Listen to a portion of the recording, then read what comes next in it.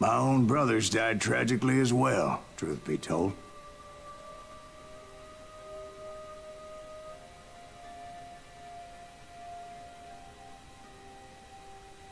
It was 1868, and me and my older brothers were pulling a tidy profit running cattle into Juarez, Mexico. One night after my brothers retired for the evening, I found a little poker game in a cantina with a couple of cowboys. And I just couldn't lose. I even won an old Spanish coin that had to be 100 years old. Well, I was mighty pleased with myself the next morning as my brothers and I rode for Texas. But before we crossed the border, those cowboys caught up with us. It was Johnny Ringo, Roscoe Bob Bryant, and another asshole named Jim. They wanted their money back and everything else we had, including our lives, as those boys didn't want us coming for them later. Bob put that old Spanish coin in my mouth and said, "I won't have it said that I left you with nothing, boy." Well, those horses bolted, and there we hung as those bastards rode away. The branch finally snapped under the weight of the three of us, but being my older brothers were bigger and heavier, they were already dead. And right then I swore to myself that I would avenge them. Ringo you know about. But Bob eluded me, until I heard he was riding with the Wild Bunch.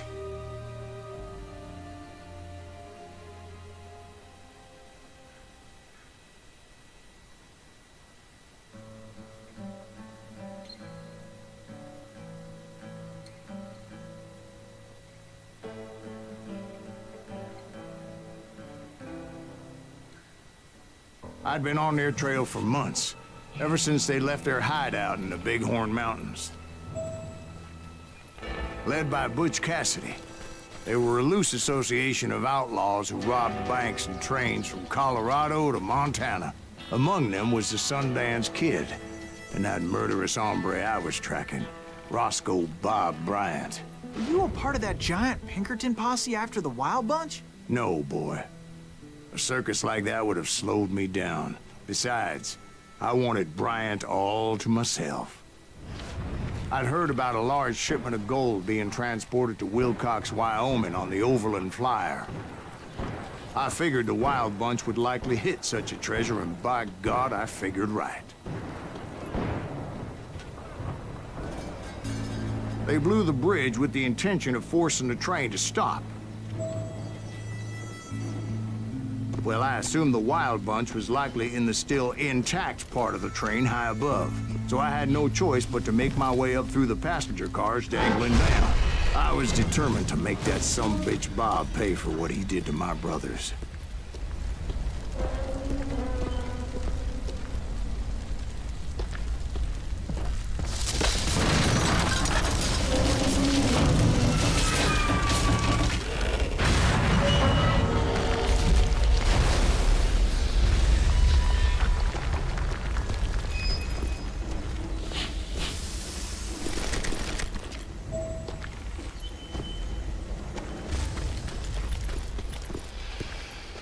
Ears are still ringing from blowing up that bridge.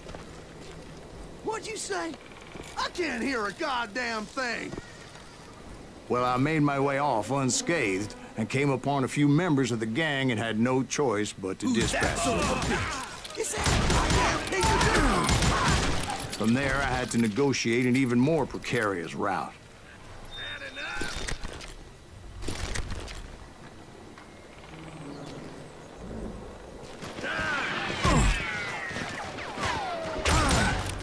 First, I would need to get my ass out of there.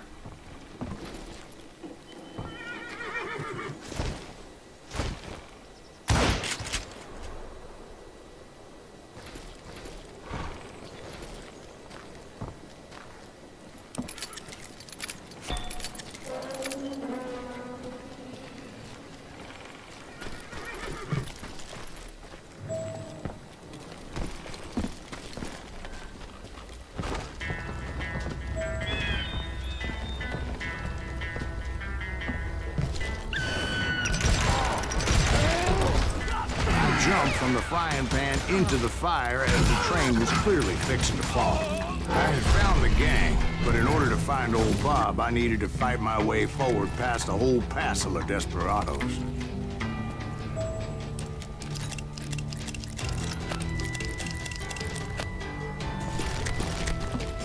Outside, inside, any way I could, I made my way toward my train. Well, what about the passengers? It was mostly a freight train, as I recall. There were no passengers aboard that day.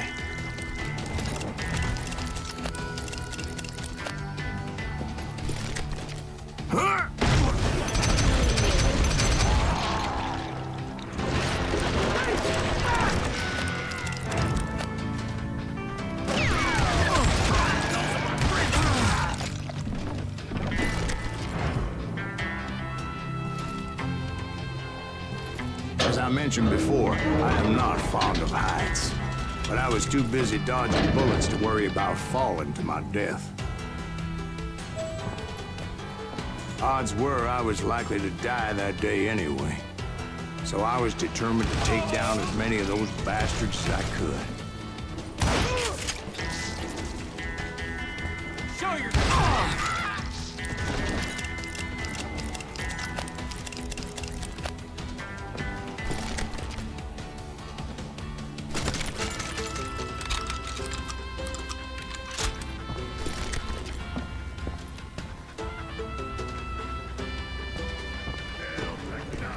Times it was like shooting ducks in a shooting gallery.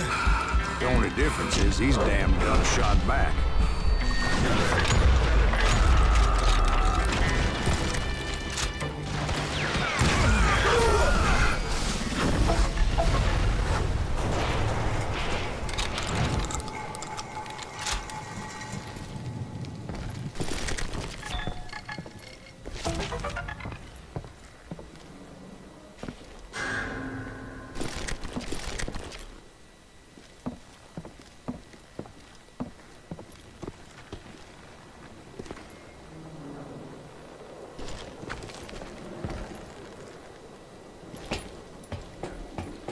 I kept hoping the law would show up and give me a You hand. mean like that giant Pinkerton posse that I read about? Did they come riding in, guns a-blazing to help?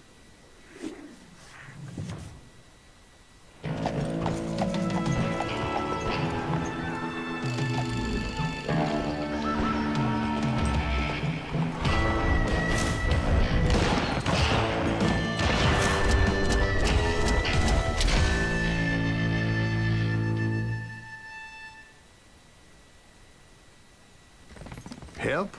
From the Pinkertons? No, son. I had to fight the wild bunch all by my lonesome, as usual. Who the hell is that?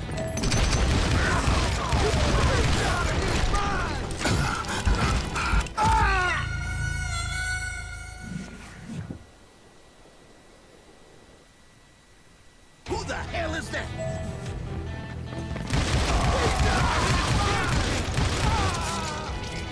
Take cover! Retreat! Retreat!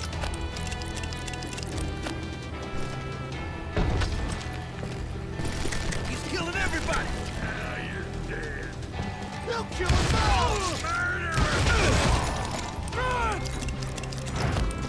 Death is coming.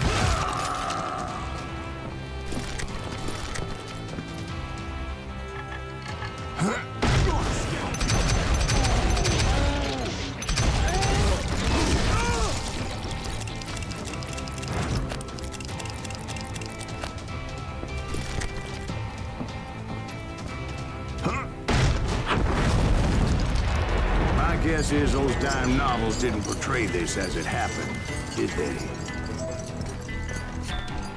Only a few stragglers were left. I had to cut them down pronto if I was going to stay on old Bob's trail. You don't want him!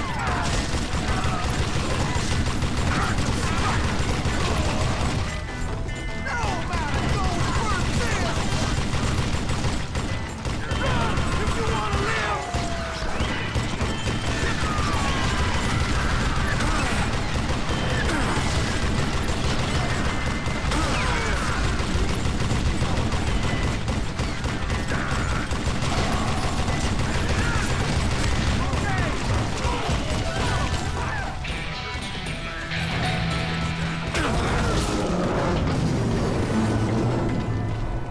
once I silenced all those guns, I went searching for my nemesis, determined to finally have my justice. But the only survivor who welcomed me was George Flat-Nose Curry.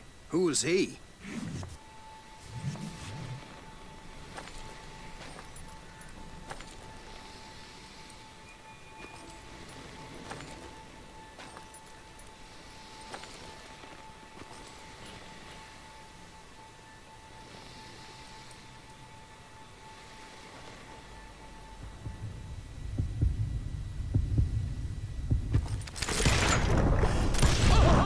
On that very same day, Butch Cassidy and the Sundance Kid decided to leave the Wild Bunch behind and decamped for South America.